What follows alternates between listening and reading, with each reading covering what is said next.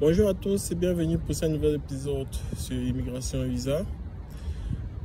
Nous allons parler principalement aujourd'hui de comment commencer les études quand vous arrivez ici en tant qu'immigré. Je vais parler de ce sujet parce que moi particulièrement j'ai eu beaucoup de peine à avoir des informations nécessaires pour commencer avec l'école et tout. Voilà. Donc je vais donner quelques astuces qui pourront éventuellement aider de nouveaux arrivants ou bien des personnes qui aimeraient rentrer à l'école. Ok. Sans plus tarder, une fois arrivé ici en tant qu'immigré, résident permanent, la première chose à faire si vous voulez rentrer à l'école, c'est de préférence pour ceux qui veulent faire un cycle complet, voir comment trouver une inscription dans un community college, étant donné que vous allez épargner en argent, contrairement à l'université où l'année coûte en général à moins de 30 000 $. Au community college, c'est parfois 10 000 ou un peu moins en fonction des États. Voilà, par an. Donc, la première des choses, c'est localiser le community college qui se trouve à une position qui pourra vous arranger, effectivement, en fonction de... pour éviter de trop dépenser en termes de déplacement, que ce soit facile pour vous. Donc, une fois que vous avez repéré ce community college, en général, je n'ai pas eu besoin de faire d'équivalence de mes précédents diplômes. Donc, ça, c'est surtout mon cas que je vais détailler. Pour ceux qui veulent commencer avec un niveau basic universitaire, c'est-à-dire première année, c'est-à-dire en partant du bac, voilà. Ce que vous allez faire, c'est quoi? Vous allez vous rendre dans votre community college et voilà, il y a des procédures pour s'inscrire, pour register, comme on dit en anglais ici. Et quand vous allez appliquer, voilà, quand vous viendrez prendre des informations, la première chose qu'ils vous diront, c'est vous devez passer les tests d'anglais. Si vous n'avez pas eu le bac ici, les tests de mathématiques également. Et à partir des résultats de vos tests, ils verront exactement quelles sont les matières par lesquelles vous allez commencer.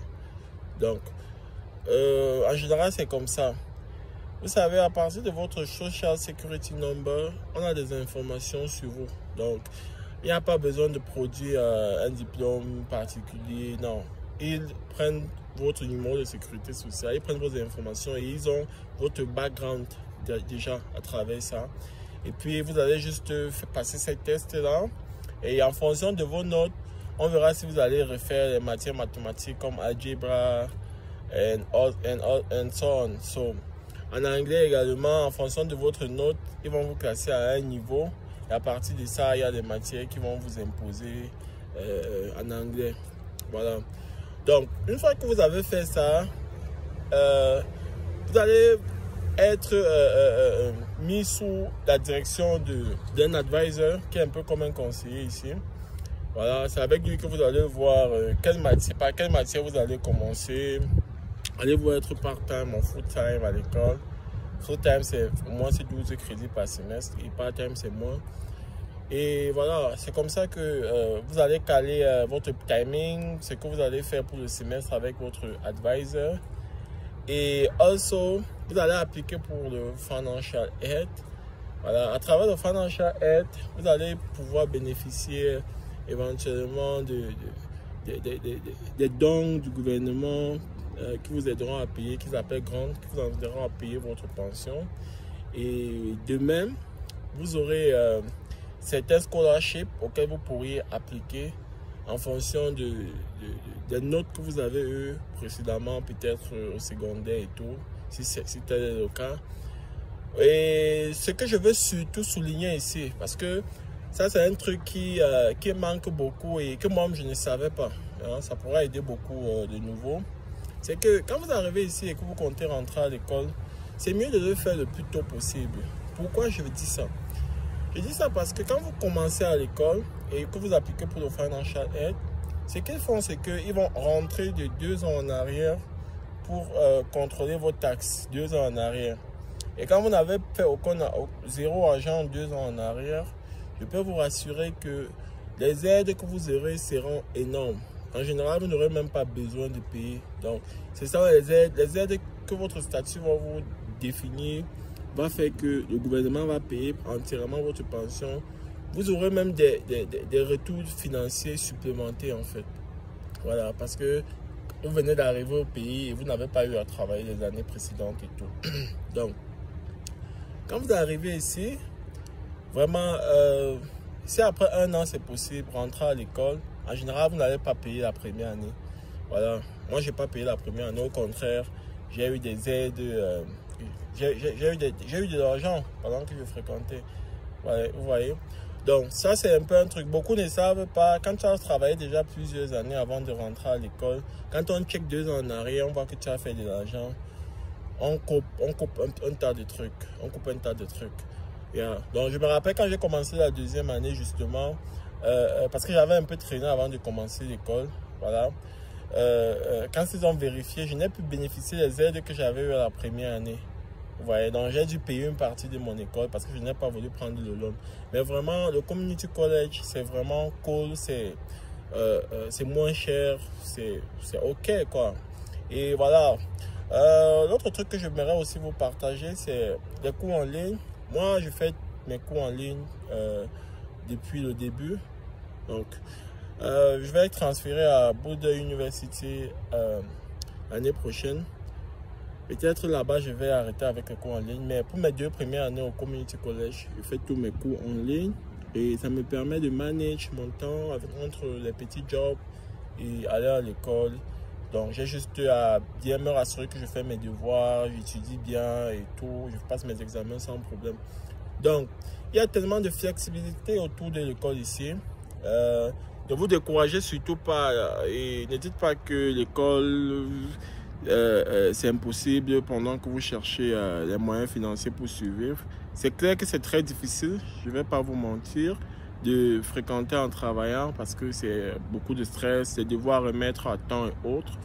Mais sincèrement, je dirais que ça vaut la peine, même si vous faites un peu moins d'argent et que voilà, après 4 ans, vous êtes ingénieur informatique, voilà. Vous ferez mieux que ça et avec moins de peine. Donc, c'est un peu ça. C'est un peu ça. Donc, je vais faire un petit résumé. Voilà.